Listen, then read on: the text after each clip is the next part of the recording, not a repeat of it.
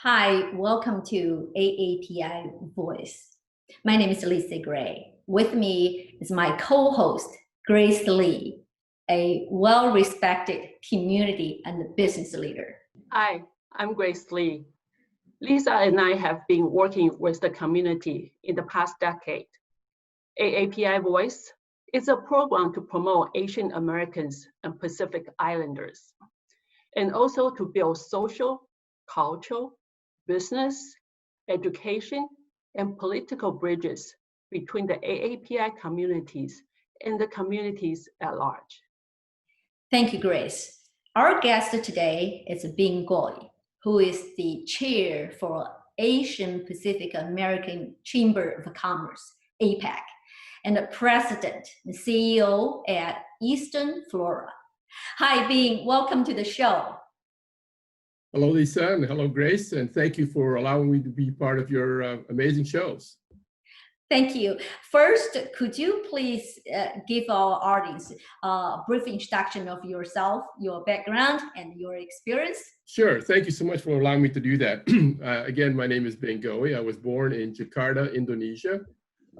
We also fled Indonesia in 1954 when communism took over the country.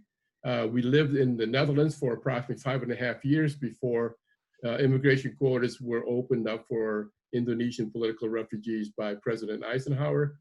My parents and 6 of my siblings also arrived with them in January 9 of 1960 into Michigan. I'm married to my wife, Jean, for the last 51 years. We have 5 children. We have 17 grandchildren. And I also do some work in terms of my own professional career. As Lisa introduced me, I'm the president and CEO of Eastern Floral, a floral company in Grand Rapids, Michigan, and also in west side of Michigan. We are one of the top 100 retail flower shops based on Teleflora, the largest floral wire organizations in the world. I'm also, again, proud to be the current chair of the Asian Pacific American Chamber of Commerce. I've also been fortunate enough to have been a member of Governor Rick Snyder's administration as the first director for the Michigan Office for New Americans, which was Governor Snyder's program for international talent retention and recruitment, and also to take care of the specific needs of refugees and immigrants and new Americans coming into the state of Michigan. I'm sure we'll touch on many of these points, but let's get the questions going. Speaking of APACC, you as the current chair, and Grace Lee was the former chair. So here I'd like to ask you both to share with our audience about APACC's history, mission, and vision. Well, I think Grace has been with APACC longer than I have, and so I'm going to defer that question to Grace to give us some historical perspective, and then I'll follow up with what I think is the new direction that APACC will be pursuing in the next 5 to 10 years. APACC was established in year 2000 by the Asian business leaders who would like to have one voice representing all the Asian business in the state of Michigan. APACC's mission is to facilitate the relationship among Asian and US business companies and to promote the economic advancements of Asian Pacific Americans. We have received overwhelming support from the business and the communities. And we have been, our sponsors include companies like General Motors, DTE, Ford Motor Companies, Toyotas, Co-Americas, just to name a few. Yes, and I think that is the foundation is very important for us to remember, because without that strong foundation that was started in 2000, APACC wouldn't be where it is today. And because of the strong foundation, the current APACC board, and under the executive director, Duke Nguyen Abramson, and myself as the chair, we are viewing APACC now for the 21st century and the future. What we sense is that even though in the beginning the APACC organization was predominantly populated by manufacturers in the automotive industry. But as that automotive industry is continuing to grow, but also starting to flatten out a little bit, we're also sensing that there is a growth within the Asian business community of businesses who are in IT, business who are in smaller manufacturing. We also see a significant growth of Asian American-owned businesses in the retail and service industry sector. So I think what I see for APACC in the future is that it will expand from what it was started out to be. And I think our growth will certainly enhance not only the significance and the value and the contributions of Asian Americans to the state of Michigan, but also I think what we're going to see is that the APACC will continue to grow with its footprint into other parts of the state. So for example, last year, the APACC board made a decision to open up a regional office in West Michigan, in Grand Rapids specifically. We in Kent County, which is where Grand Rapids is located. There was a study done by the Partners for a New American Economy, in which it showed that in Kent County, the Asian American business community is the largest economic contributor, financial contributor to Kent County's GDP in terms of comparing it to other ethnic minority business communities. So we already have a large footprint in terms of Asian American businesses here in Kent County and West Michigan. And I think because of that, we're also in researching and finding out more about the fact that there are other Asian American-owned businesses across the state of Michigan that maybe we are not familiar with. So I think that's part of our challenge for the future of APACC, is to make sure that we are a resource and a support system for all Asian American-owned businesses here in the state of Michigan. Can you give some introduction of, about the AAPI community in the west side of Michigan? Yeah, it's interesting in that we really didn't know much about the APIA business community in West Michigan. Culturally, the APIA community does not talk about its own accomplishments very much or very often. And so when the 2018, when the Partners for a New American Economy did a study in Kent County, we didn't even realize that the Asian American business community is that large and made that significant contributions to the GDP of Kent County. And now, because of the pandemic crisis with COVID-19, in this past 2-3 months now, the Kent County was given $25 million by the CARES Act fund from the federal government to support small businesses and to focus that $25 million on small minority-owned businesses and women-owned businesses. And what we found out was that the Asian American business community in Kent County was not aware of or did not know how to apply for grants. And we have, through the generosity of Kent County and the generosity of the Grand Rapids Chamber of Commerce, they were willing to support us financially to help these Asian American-owned businesses to be able to apply for these grants. And so with that funding, what were our challenges? Our challenges were translation. Many of our APIA business owners have limited fluency in the English language. We were able to hire grant writers to help these business owners to write a grant that is going to be viewed by our review committees in a way that they understood what was being said. We were able to hire financial experts to help these business owners, because especially the small business owners, those who are 2 to 5 person operations, many of these businesses, the owners work 24/7. They keep their head down and all they do is work. And I don't think they all have like accountants working for them. So the only time they see a financial advisor is probably at the end of the year when they have to file taxes. So we hired financial experts to help them put a narrative together about their own financial conditions of their companies.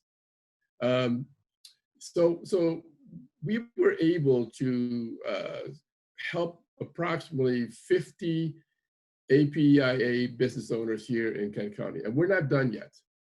There's $25 million to be distributed, and we have until December 31 or until all the money runs out to be able to find qualified applicants to be able to receive some of these grants. And I think it's really interesting. You know, I mean, I'm Asian, but I really didn't understand the culture. You know, I came here as a child, and what I found out, and what we found out in Kent County, was that many of our Asian APIA business owners were very skeptical of this program. They were very skeptical because they didn't think that getting free money is a good thing. And I think part of it is because several or many of these business owners have fled countries where free money was used by their government to suppress them. It's like a bribe, you know, that type of thing. So we had to also educate our APIA business community to say, no, this is a legitimate program. This is why, you know, we have, America is such a great country in that we do want to support our residents and our citizens in times of need. So it was a real interesting learning experience as we helped these Asian business owners apply for these grants. Another thing which I've lived here for a long time, since 1960. So it is amazing the diversity of the APIA community here in West Michigan. And I'm sure it's the same in Detroit, Southeast Michigan side, right? I mean, it isn't like we have one language, right? We have many, many, many languages. And that's why, you know, again, we were able to receive funding from, you know, because of the generosity of Kent County and the Grand Rapids Chamber of Commerce, because we told them, you know, it's not like in the Hispanic community all speak one language and they all understand that one language. In the APIA community, I'm going to guess, we're probably looking at 20 different languages, 20 different dialects, right? I mean, there's a multitude of different languages, and so they all need their own interpreters to help them, fill out these applications.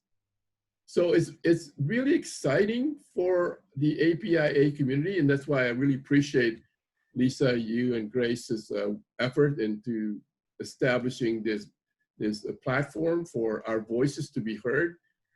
Because, and I think this was said in the beginning, you know, the APACC is an organization that wants to support and address the cultural, social, and the political challenges that are found within the APIA community. And I think that's what APACC is going to also tread lightly in the political side. I don't know, we'll do something, but we won't do a lot there. But it is important for our community, and I'm talking about the APIA community, that we begin to raise our voices, express our opinions, be more visible and especially in government and elected positions.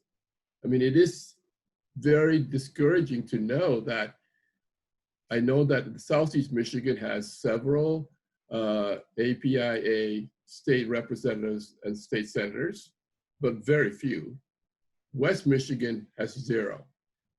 Now this year, we were fortunate that one of our Asian members, residents, won the Democratic primary to run for a state house seat in the 72nd district. But it is an uphill battle. You know, people don't know us. So getting the support needed, getting all the votes needed, getting the financial donations needed is going to be a very difficult task. But we have a significant Asian American population. And I think that whether you're on the east side or the west side, we need to make sure that those candidates get supported by all of us across the state of Michigan. We need to have, and I think that in terms of Asia, in terms of Asian leaders in executive positions in any administration, whether it's Governor Snyder or you know, or Governor Whitmer or any previous administration, I think there has been a very lack of appointments from the Asian American APIA communities into those positions. And I think, you know, we need to make sure that we are willing to be strong advocates and willing to challenge the system, because there's so much talent within the APIA community that their voices to that table, along with the other folks, will truly strengthen us as a state. But unless we're willing to take that step, we won't be there. And I think that's our challenge. I think that's our challenge, and I'm hoping that you will bring young people from your APIA community to come on your show to talk about some of these things. We need to listen and hear their voices, and you know, and I think that will start us on that journey to getting more representation. And the more representation we have, the more access we have to resources, and the more access we have to resources, we can elevate the quality of life of our APIA residents, as well as other residents in our state of Michigan. West Michigan is actually not that far away from the Southeast Michigan. Every time when I travel to Grand Rapids or Holland, and I kind of wondering how come the two communities don't work together more often and tighter? So what do you think we can do so two sides can work together and strengthen the AAPI presence in Michigan? Yeah, that's a great question, and one that's a very important question that we must answer, and we cannot wait too long to have that answer. And from my perspective, APACC can be that bridge builder for right now. Our decision to open up a regional office in Grand Rapids and touch West Michigan through that office, and then having West Michigan Board of Representatives sit on the board of directors of APACC, and then also having in the West Michigan an advisory board that can advise the larger board on issues that are impacting our APIA community here in West Michigan. The way that we can build these bridges is to begin to acknowledge that the leadership must come from both sides of the state. It cannot be dominated by any one particular demographic or geographical location, because the diversity within the Asian American APIA community, there's also a real large diversity in the different businesses that APIA business owners have. So it isn't just, oh, they're only doing this. There is many, many different businesses that are owned by APIA individuals in the state of Michigan and across the country, really. So I think I think we must make sure that we begin to highlight the leaders that are already in existence, right? I don't think the West Michigan APIA community knows the leaders of Southeast Michigan.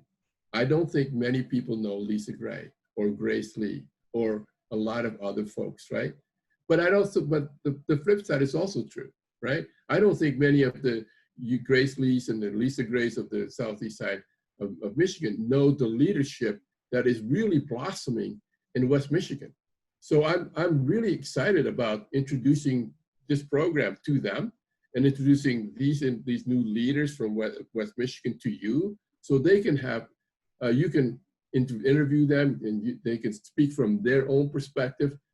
There is opportunities for the APIA community to begin to elevate itself, to make itself more prominent and visible, not because we want to brag about ourselves, but because if you suppress that knowledge and that talent, we all impoverish ourselves. And when we open up the doors and allow that energy to come out, we all will be better off. Every one of us, whether we're Asian or not Asian, all of our quality of life will be increased. We'll all have better lives because now we have the talents from all sectors of our communities contributing to the common goal of creating a quality of life for every Michigander that we deserve as residents of the state of Michigan. I think you're on the right path, and I think that until we make that a commitment, we need to begin, once the pandemic is somewhat diminished, we need to make sure that our events are populated by east side and west side, and north side and south side of Michigan. The APIA community is larger than the Southeast Michigan. It is larger than West Michigan. It's only as large as we will allow it to happen. And that's I think is your challenge as host of this show, is to make sure that people begin to know who the leaders are. And I think that is going to be my challenge to the two of you is, let's make that happen. Let's find those individuals. Let's put them on your show. Let them speak, because they'll have a different voice and they have a different perspective than I would have, or that you would have, or anybody would have, right? They're their own person. And the more we do that, the better we're going to be as a community. So I hope that you can do that on behalf of the APIA community here in Michigan. Well, AAPI has been impacted significantly during this pandemic, especially on the business side. And so what have APACC done to help the community, and what are the future plans? APACC has done I don't know about quite a bit, but it has done the most important things, which is when the PPP program came out, APACC held webinars. We brought in bankers. We brought in people who knew the program and how to explain the program, because many of our APIA community, especially in the smaller business sector, did not know how to access the PPP money. And part of that is because, not because of them, but part of it is because the federal government, understanding the need to get this money in quickly into our economy, did not consider all the factors of how to ensure that this money reaches the many different businesses that are in trouble because of COVID-19. And that's why they went through a second PPP program, and that generated other questions, right? So that's what I know we've done. I think we've done it very well. We had a seminar on PPP applications and how to do that with East Side bankers, and then we had a PPP webinar that we dealt with West Side bankers.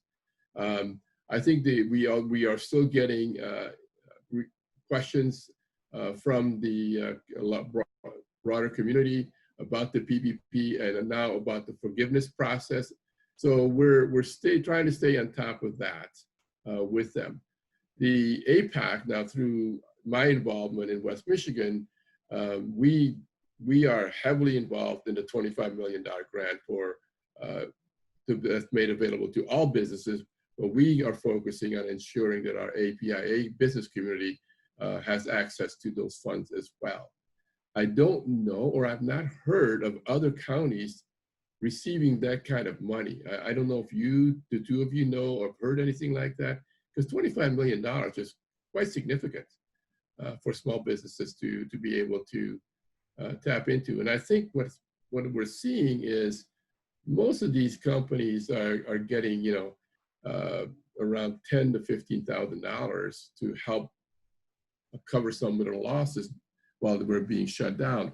And as we focused on, the big companies, they kind of have some safety nets that they've built because of their longevity and because of their ability to build a cash reserves and things like that. It's the small businesses, the new businesses, less than 5 and 10 years old. They are the ones who are really, really impacted.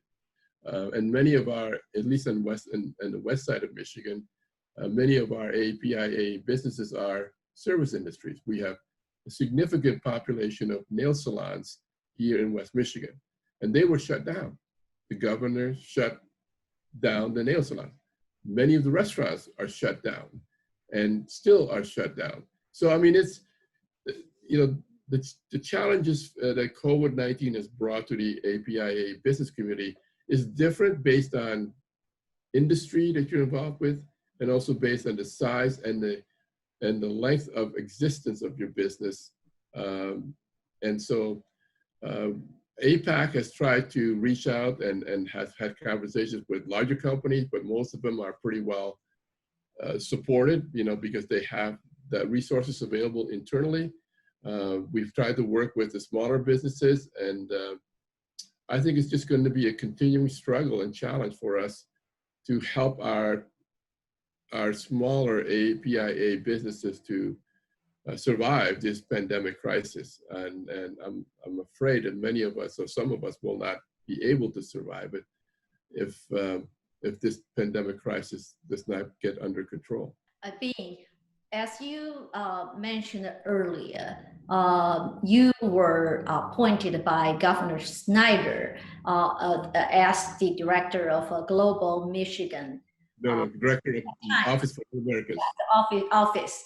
And but there is a lack of Asian Americans, Pacific Islanders at higher level of leadership in Michigan state of government. How can we develop leadership and encourage younger generation to pursue public service? Yeah, it's a process. And unfortunately, we as the older generation have not pursued or have not encouraged our younger people, our children, to pursue a career in public service, right? I mean, it is kind of a funny story, but I hear it all the time, right? Well, my parents want me to be a doctor, or my parents want me to be a lawyer, or my parents want me to be a scientist, but none of their parents ever told them, we want you to run for political office, So it is like, it's never been an option that we have presented to our children. So we need to begin to encourage our younger people, but I don't want to place all that responsibility on our younger people, right? I mean, most of our politicians are probably above 50. So it's not like you have to be young to run for political office. But I think it's important for us, many of us are maybe at a stage in our lives where our careers are pretty well settled, our businesses are pretty well settled, and we have some free time. And maybe it is time for us to take a look at that opportunity to run for a local position, or to even allow ourselves to be appointed to some boards, that's at a commission or city commission level or county commission level, or some kind of government agency board position, so that we can get used to the process of how these things are being run. There's an old saying, you can't be what you can't see. So if our children or young people don't see people that look like them in these positions, then they don't consider that an option for them. And I think that's so critical. We need role models. We need people who they can relate to and say, oh, that person, I want to be that person. I want to be in that position, because they see someone that looks like them in that position. I think there's, on the east side of Michigan, you have some wonderful examples. You have a state senator, Stephanie Chang, right? And I think you have a state house rep that's also there. And so I think that we need more of those individuals to be there and to be very visible, to be a role model, so that people can see that is an option and that is an opportunity for them to consider for a career path. So but I think your platform is also one way to showcase who the leaders are, right? So I think that's how we get people out, right? Young people, middle-aged people, they're gonna look at that and say, yeah, maybe my time is now. Maybe I can do that. I have a business that can run by itself for the next 6 years while I'm serving my term in the state house in Lansing, or the state senate in Lansing, things like that, right? City commissioners it's also a wonderful place to start for someone. Run for a city commission spot, right? So it's things like that that I think is important for us to present to our younger generation and really challenge them and encourage them to do that. And I would just on a kind of a different cold crash answer to this. You get into public life, it's a pretty good job paying positions. Some great benefits. And until whoever the governor is and whoever the leadership is, if they don't know that there's this pool of talented individuals from the APIA community, they'll keep going back to the old standbys. Right? That's what's, I mean, you can't blame them. And so therefore, I think it's important that we do that. And maybe APACC and other APIA organizations, maybe we ought to include in our agendas, development of leadership for public service. Some kind of, workshops, seminars, conversations. How does that work? Because many times, as human beings, I mean, I do this all, as well. If I don't know, I would be hesitant to enter that field, right? Because I don't want to feel like I'm not very smart. So I'll avoid it. If I don't know, I'll avoid it.